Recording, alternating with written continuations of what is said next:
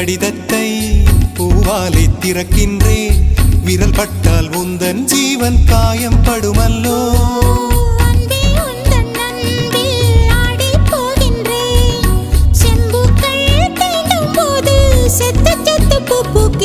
காதல் கடிதம்